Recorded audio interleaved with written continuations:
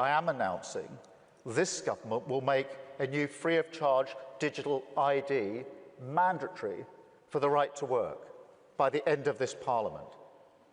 Let me spell that out. You will not be able to work in the United Kingdom if you do not have digital ID. It's as simple as that. Hi guys, welcome back to our channel. In case you're new here, my name is Maren. And I'm Maureen. So a few days ago, it was announced that British citizens had to register for the mandatory digital ID card, which wasn't sitting well with both American and British citizens. Right, so guys, a lot is happening around the world and today is no different. We're going to be talking about British citizens who are right now being told that it's mandatory for them to apply for the digital ID. What does this mean for the British citizens, and what does this mean for the rest of the world? I understand that a lot of people have been against this kind of system, but why is it right now that despite people being against it, why is it being made mandatory? So let's watch the videos we've compiled for you and then we come back and talk about it. You can let us know your thoughts and opinion on the comment section. Also consider subscribing if it's your first time here. Let's watch. UK update, they have to have the digital ID to work, was just announced. 2 vacations a year. What's that going to do for the airlines? There's a soundbite of BB going around talking about social media, saying the purchase of TikTok is one of the most important things happening right now. Lastly, if you don't know, in the UK, citizens and residents have to have the digital ID. Migrants don't.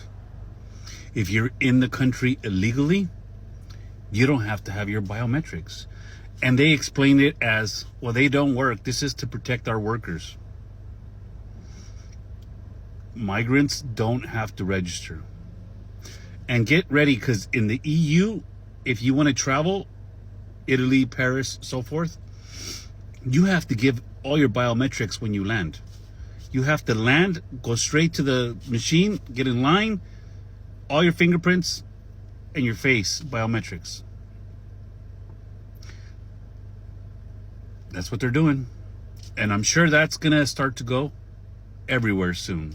My nan wouldn't know how to use it. Yeah, what's she going to do? I live in Germany and we all have ID cards. I think that's a very good idea, that you have something that you can produce at any time as proof of identity. Phones stop working and things go wrong with them, so it's not always going to be accessible. Most of our data is pretty much leaked anyway. I think it's a massive danger to have all of that information stored in one place, because you never know what's going to happen, because cybersecurity is going horribly. There's people doing cyber hacking, all of it. It's not safe. I think the idea of an online ID is just, it's beyond reason. I was just in, a supermarket right now, and I used my card for that particular supermarket to get a discount on some cookies. So I think they've got as much data as, we're just giving away our data. How would people who are homeless or unhoused be affected if they don't have access to a smartphone or they don't have access to consistent internet? Would they be put at risk because they don't have access to this card? So I think it's a real infringement on people's rights, especially with what's been going on with the new laws surrounding being online, and that you have to submit your ID card. I'm mentally preparing myself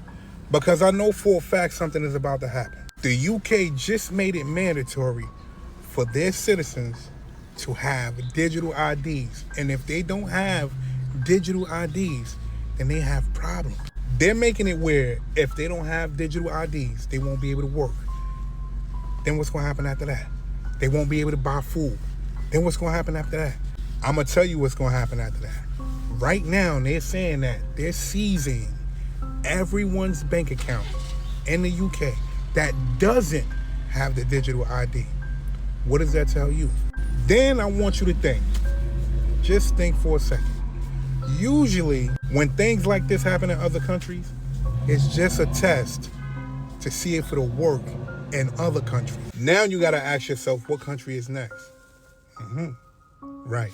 But then I want you to dig a little bit deeper. Grab your Bibles. And I need you to just think about the mark of the beast. Take your time. I'm not saying that's what it is, but just think about it. Think about all the shit they're trying to introduce. Think about why they want to introduce it. Think about the control they'll have if they introduce it and we accept it. You thinking? Yeah, all right. Pay attention. They can't force me to get the digital ID. Yes, they can. And they already did. You will not be able to work in the United Kingdom if you do not have digital ID. It's as simple as that. You see, this has already been experimented with the pandemic, when they told you to put a mask over your nose and you did it. When they told you can't leave the house and you obeyed and you just went for a 20-minute walk. Meanwhile, Boris Johnson and everybody else in government and parliament and MPs were having parties. Matt Hancock was snogging somebody while telling us we can't even go to our own grandma's funeral. And you were at home. That was the test and you failed. So now, when they're saying digital ID, they know what's going to happen. Everyone's going to talk a big game and then cower like a coward when it comes in. That's why Keir Starmer's speaking with such confidence, saying, yeah, we're going to bring it in. What did he say yesterday or the day before yesterday? He said, you won't be able to work. Now, firstly, let me say this. If you can't work because you don't have the digital ID on your phone tracked where he can see your every single move and the government knows everything and has access to your bank account, if you can't work, like I said in 2020, you can always work for me. Because in 2020, when I was running my property businesses, my training program, I had events, and everyone was saying, you can't go into a room with more than this many people, and if you do, you need to be vaccinated. And the security at my events that were telling people, oh, we're not going to let people in unless they're vaccinated, I fired them or found a new venue. Having a digital ID is set to become mandatory in the UK. But what actually is a digital ID and how will we use it? This is what we know from the government so far. The Prime Minister says the scheme will help crack down on illegal working and modernise Britain. Digital IDs will be mandatory in order to work or to rent a home in the UK. You'll have it stored on your phone similar to a contactless card.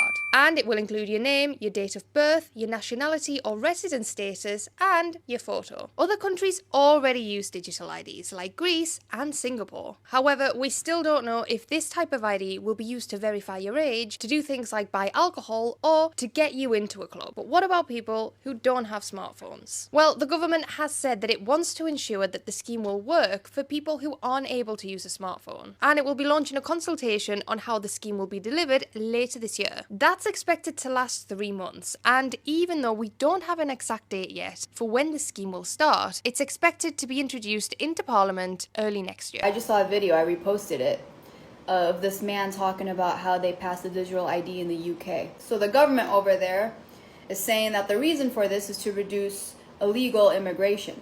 Now it's really interesting because in America, some of us have been aware of this for quite some time, and we've always said whatever goes down in Europe, it will soon follow in America. In the UK, they had an issue at first pushing the digital ID because it was a breach of people's privacy, okay? It's overreach. Now, if they're blaming immigration, well, when you look to Silicon Valley here in America, who are they hiring? Immigrants. They're not hiring college graduates. You know, a lot of people complain and say, oh, the job market. It's not really the job market half the time. I mean, half the time, yes, but the other half, no. They're outsourcing, okay, from India, from China. So if they're going to tell us, well, this is to limit the amount of legal immigration coming into our country, because we've been threatened with this too for quite some time, but nobody's talking about it. It's overreach, you guys. We're talking about your money now. It's no longer data concerns. It's like, can they freeze your money or not? Can they limit your mobility or not? And through the digital ID, there will also be an actual social credit score. So it's not what we're used to already with our regular credit score, with our reputation on social media. It's an actual social credit score attached to the government. Okay, they're going to measure the amount of how valuable you are as a human being in this country. And it comes with a lot of threats that they seem fictional, but it's better to be safe than sorry. I mean, this is something we should be standing up against. We should not be tolerating this at all. Because how much more are they gonna, you know what I mean? It's a chokehold. It's a chokehold, essentially. And anyways, fucking sucks. If you don't oppose these mandatory digital IDs, I worry you don't understand where this is going. And that is why today I am announcing this government will make a new free of charge digital ID mandatory for the right to work. So the UK government has announced the intention to make digital IDs law for all adults to work in the UK. And I'm going to break down why that is a terrible idea. Firstly, it is arguably the biggest erosion of privacy we've seen to date. To make digital IDs compulsory is to risk turning the UK into a papers, please system. But then, of course, there is the mass surveillance that comes with this. The IDs are already set to be used for employment, but they're also earmarked for things like renting, banking, immigration status, childcare, benefits, tax, healthcare. And once these start to roll out, it can enable the surveillance of the population in a way that tracks everything from voting to shopping. You see, purpose creep is inevitable, and with the foundations in place, the addition of extra tracking and checkpoints is a trivial affair. And then we have the risk of such a huge, centrally controlled database of our most private data. That is an extraordinary honeypot for hackers and cybercrime. And the UK government does have something of a track record of fumbling data. But perhaps what concerns me the most about all of this is I think it's just a step in the CBDC plan, the central bank digital currency, the digital pound. Your digital identity linked with programmable money means the government can track everything in your life, move by move, transaction by transaction. This isn't tinfoil conspiracy. This is the complete ceding of control to your government. Use of your own money, benefits, housing, healthcare, travel, everything becomes at the mercy of the state. And this isn't about where on the political spectrum you sit. I'm sure it's going to be painted as left versus right, but that is wholly untrue. This is about your right to freedom, autonomy, and privacy. And this attack on all three is in the Trojan horse of stopping illegal immigrants from working in the UK, when digital IDs will do nothing to stop cash in hand illegal employment. World War II ID cards were abolished. Blair's ID cards and then the vaccine passports were both fended off. And now, using this petition, we need to add another scheme to the pile. If you're against the digital ID because you think it's going to be used by governments in very bad ways, well, I would like to introduce you to your new best friend, the European Convention of Human Rights, Article 8, which gives you protection and the right to a private family and a private life, meaning that the government can only actually use the law if you're in the European Convention of Human Rights in very strict ways to actually do what you think they might want to do. So if the government wanted to introduce a bill tomorrow that said, we're going to use the digital ID to track people, to see where they are, to track their locations, to see what they're doing, to check their phones, to do whatever you think they might be doing in bad ways. They can't. They cannot do this under the European Convention of Human Rights, Article 8. The only time that they can do this is if it's in strict circumstances and in terms of like national security. That's why we have laws that allow the police to search people's phones and search people's devices or possibly track them or even tap into their devices. When it comes to policing as well, when it comes to criminal matters, they can, you know, do technological things to basically invade your private life and your family life. But other than that, they can't do it. If the government wanted to pass a bill tomorrow, they wouldn't be able to. If a future government wanted to pass a bill, they wouldn't be able to do it under the ECHR, because people have been led to believe that the ECHR is to do with things like immigration and all of these types of things. But the point of the ECHR and the reason it was created was because they wanted to create a set of laws into a country which would prevent a government coming into power who wanted to expand its powers over people, an authoritarian government, possibly a fascist government. They built these laws in light of what happened in World War II. So they created this framework to stop governments consolidating too much power. And that's why Article 8 exists. And that's why it protects you from being able to be tracked by the government willy-nilly whenever they want. They simply cannot do it. But if we got rid of the ECHR, any government could come into power, like Keir Starmer, with 33% of the vote and pass any law that they want without restriction, without any restriction. This is why the ECHR is so important. It's ingrained into our laws and it's tied into so many things, and it's done like that on purpose to make it hard to leave the ECHR because it protects us. And of course, with any set of laws, does it benefit some bad people sometimes? Yes. But out of the like 30,000 cases in the space of 10 years where people try to use the ECHR to not get deported after they perhaps did something wrong, only like a few % of those cases cases manage to get approved and stay. We actually deport the vast majority, like over 95% of people who try to stay in this country when the government is trying to get rid of them, get deported. It's only a small handful. And this is why people say if you leave the ECHR, you're essentially handing any government the power to bring in any law that they want, whenever they want, without any restriction, without any safeguards. And that's what the ECHR currently does. It safeguards you. So guys, welcome back. So this issue is bringing discourse online because most people feel like this will encourage high risk of breaching data, and also Americans are concerned because if this law gets passed in UK, then it means that they're not far behind from what is happening in the UK, right? And I feel like for Kenya, we live in Kenya, right? And Kenya was colonized by the British, and a lot of the systems we have right now is copying the British system because we are a colony of the British system, right? So in our country, this law was already passed. This is because we are a colony of the British system, right? So every system, even the education system, is likened to that of the British system. And I feel like this was first implemented in Kenya just to see how it would go. And of course, people tried fighting against this. They tried resisting this, but to no avail. Right now, if you lose your ID, the one you're gonna be replacing is gonna be the new digital ID. And for those ones who are coming of age, they're also getting into this new system. What does this mean? I feel like it's inevitable for all sorts of government. If this is the new order and if this is what has to happen, then it doesn't matter what the people feel, it's still gonna get passed. And for like ours, I personally don't have the new digital ID, but I have friends who've lost IDs and have been acquiring the new system of ID. And it said that that new ID has to expire after 10 years. So you can imagine us coming from a system where when you turn of age, you get an original ID that lasts you a lifetime, compared to a system where you get an ID that expires in 10 years, and that is not even all. You have to pay for it every time you get to renew it, meaning if you lose your ID, there's a certain fee you pay, around $2, I'm not sure, but around $2. That is 2,000 Kenyan shillings. For Kenyans, a lot of them, this is a lot of money for them to be replacing IDs.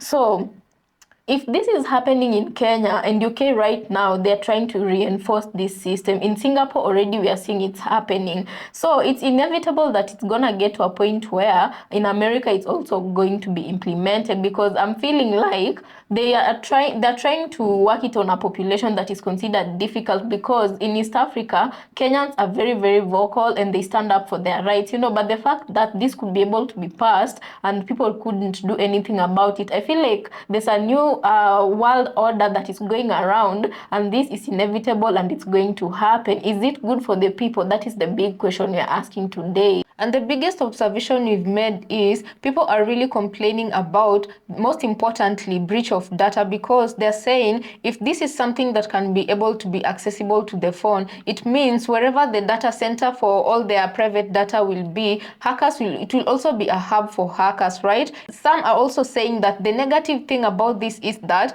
the government will be in control of their bank statements and their money, so they don't feel comfortable with the government being up all in their business, right? And for the UK government, they've said that this mandatory digital ID is gonna be free. And I'm asking myself, is anything ever free? Nothing is ever for free in this world. There's a way, if you're given something for free, there's a way you're paying it in return, right? And they're even lucky in UK, they're giving it for free. In Kenya, you have to pay for it, right? So I'm just asking myself, what is the end game to this? And what's the goal for them to do this? Because as we've heard in these videos, it's gonna be very easy for the government to keep tabs on its citizens. That is because, can you imagine a system where you have to use your digital ID to access your bank accounts, and it's a digital ID, meaning this information is out there for digital hackers or whoever who might be able to access it, for them to be able to access it, you know. So people are really concerned, and with good reasons. If it's gonna get to a point where you wouldn't be able to go to work without your digital ID, ID, you wouldn't be able to shop without your digital ID, then you can see how it feels like you're a prisoner of some sort, only that the bars are invisible, you know. And like, let me just give an example, guys. Let's take, for example, sheep or cattle, yeah? It's like people are being treated like a herd of sheep or cattle because just like sheep, when farmers brand them so that they can know this is sheep number what, this is sheep number what, you know, this feels exactly like that, because it's like people are being given these digital cards where the government can be able to do to know where you are, what you're doing at a specific time, what you're up to. And I remember also in America, when President Trump said, it's like it feels more and more every day, it feels like you're losing your freedom, you're losing your privacy, you know, because it's like saying how Trump was talking about they're going to be introducing a system where they're going to be scanning people's social media. So it means even freedom of speech on the internet is going to get to a point where it's going to become a problem, because if America is doing it and they succeed, then all these other governments are going to, you know, follow suit. And you're asking yourself, are we going to get to such a point where movement is going to be restricted or it's going to become a problem? Are we going to get to a place where you'll have to watch what you post on social media? And for those who criticize the government a lot, also they're gonna be in danger, because assuming you're from the UK, right, and you criticize the government a lot, these digital IDs, you can imagine what the government can be able to do when they find you, you know. And then let's say you want to run and go into the United States, they scan your social media, you know. So it's like, either ways you look at it, we are all gonna be living in a system where we'll be forced to comply to the new world order, if that makes sense. Right, so guys, let us know what you think about this episode, and also consider subscribing if you're new to our channel, and we'll see you on our next episode.